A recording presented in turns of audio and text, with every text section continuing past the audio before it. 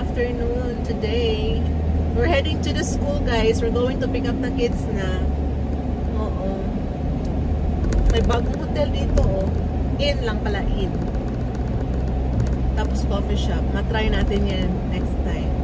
So yeah, we're heading to school now. Maulan siya, guys. Wala pa naman akong payong. Marami kaming payong, pero nakakalimutan kong dalhin. Ayan. So, ano ang gamot? Sa kalimot? Linot.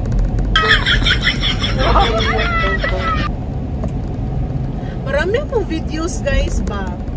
Marami akong videos na dapat editin. Halaka, talagang umabot na ng isang buwan yung ibang videos. So, wala na. Parang ano na siya ba? Super late upload na siya. So, dahil parang na ano na ba? Hubya na ko. Kasi Tagalog sa hubya. Basta, tired na ko mag-edit. So, hindi na ako excited na i-post yun or editin. Char. Ano ba itong Tagalog natin? So, hindi ko na in-edit. Binilit ko yung mga videos, guys. Naloka. Pinaghirapan ko pa naman yun. Char. Ganyan ako. Pag mawala yung motivation ko na mag-edit, kahit na merong video na dapat editin, wala. Talagang mabubura. Sayang. So ngayon, nakapag-upload ako kanina, pero ano nga mga 5 days ago na videos yun, na inedit ko konti kanina, tapos in-upload ko for premiere mamayang gabi. So I hope this video is ma-upload ko. Okay, may nag-break. So yes, guys, samahan nyo na lang ako mag-drive. Samahan nyo ako mag-drive papunta sa school. Ako lang mag-isa kasi si husband, naglaro siya ng kanyang game.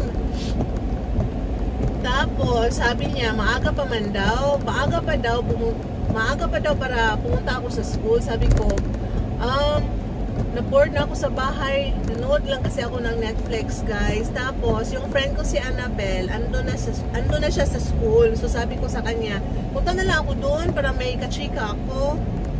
So, sabi niya, sige. Pero, pagdating namin sa bahay, aalis kami. Kami lang dalawa, iwan namin yung mga bagets.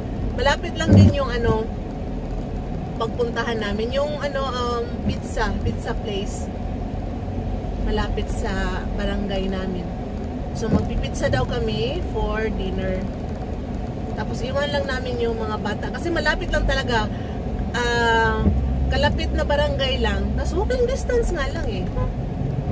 Yeah. So, yes. So, I hope itong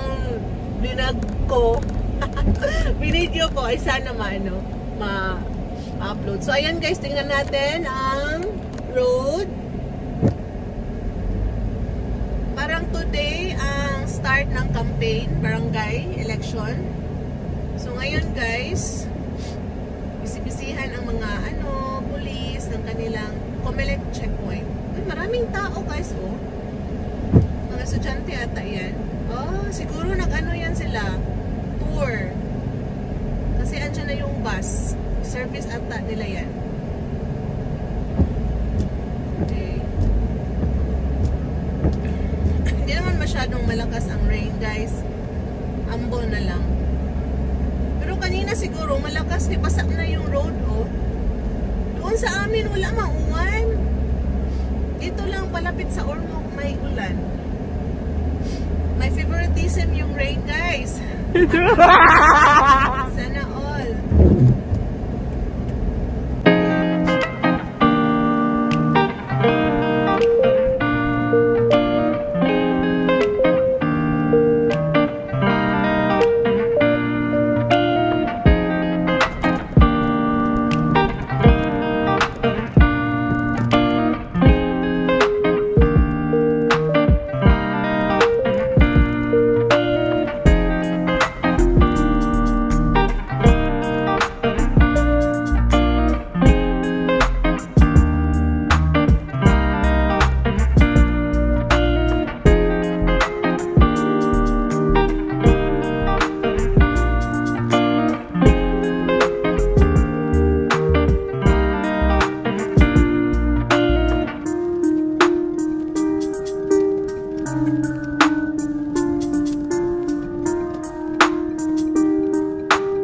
Hi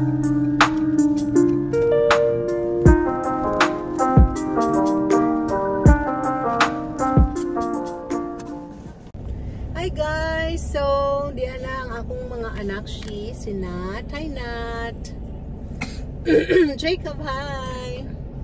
So, let's go home na guys. Pauwi na tayo. Okay.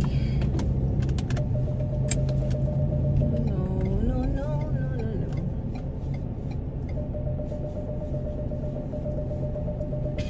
Okay, tawagin ko tanaw ko.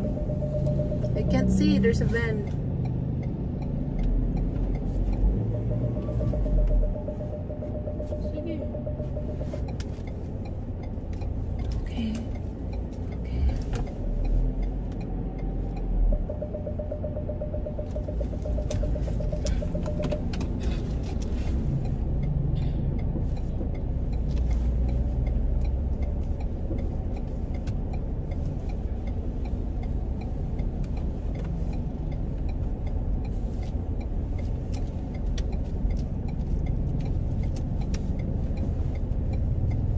Okay, nakalabas din tayo. So, ayun na nga guys. Finally, nakalabas tayo sa pinagparkingan natin. Yung road kasi na yun is busy. Kaya kailangan talagang tutok na tutok kung magbaback up ka. Kay, you know, pag hindi mo cleaner up yung road, baka, you know, accident happen. So, guys, hindi ako makapag-focus sa pag-edit dito guys sa aking voice over kasi nasa harapan ko si Natalie. Tumatawa siya. But anyways, yeah, we're heading home and then yun nga yung plano is pupunta kami sa pizza place which is yung owner is American. Yeah, American yung owner guys. So yun yung gusto ng asawa ko. Meron siyang kachika na foreigner din. Kasi minsan lang siya may kachika guys. Kasi yung mga friends niya, ano na, nagsi abroad na din. Bumalik na sa yung friend namin na American talaga na close mag-asawa. Bumalik na sila sa US.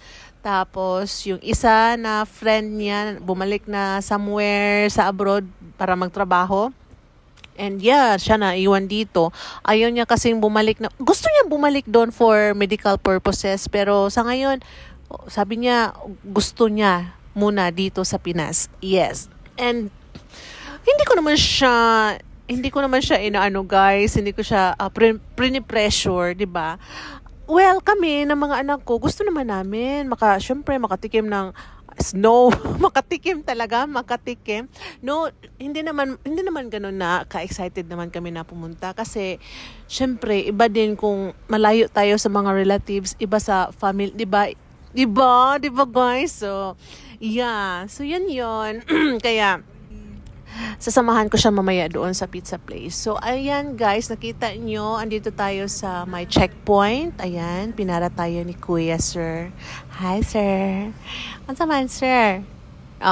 Okay. Go rada ay kadali ra kaayo mo niya gipara, guys. Kay, syempre, gwapang driver. Saba.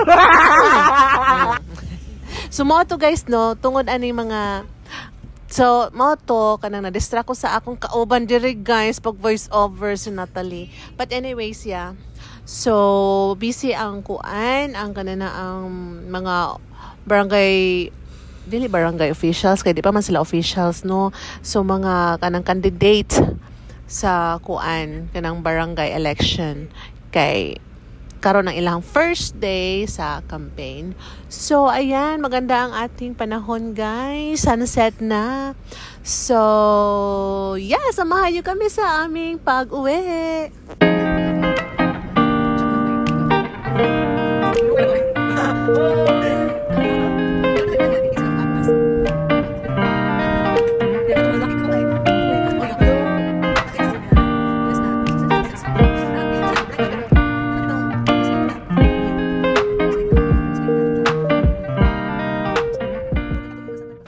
So, ayan guys, medyo traffic dito, oh. May mga nakatenga na mga tricycle, mga motor. Ayan, mga nagkakampanya ata yan. Pero, dito kasi na spot din, marami talagang checkpoint guys. Oh, sa araw na to. Dahil maraming checkpoint, medyo strict sila today. Tapos, yung mga motor na walang mga lisensya or hindi kumpleto yung ano nila, mga papers guys. Nakatingka sila guys, andyan oh. Ayan, tingnan nyo yan. Oh, may mga cars pa. Motor, may mga truck. Oh, ba't hindi sila dumidiretso? Takot sila sa ano guys? Takot sila sa checkpoint. Oh, ayan. Kuha na kasi ng mga tawag nito. Kuha na kayo ng lisensya. Magparehistro na kasi. Ano ba? Ganun.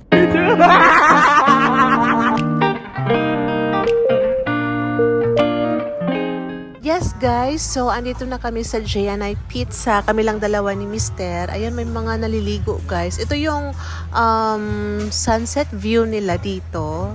Nasa tabing dagat talaga sila guys. Nag-rent lang sila sa place na to. Ayan, may pa-Halloween na sila guys, decoration. Ayun si Happy Bells. Ayan. Tapos may mga kausap na siya ng mga foreigner at dala niya yung truck niya. So, yeah. Thank you so much guys for watching. Ako, wala akong kausap. Siya, meron siyang kausap kaya nagbi-video lang ako dito guys. Thank you. Bye.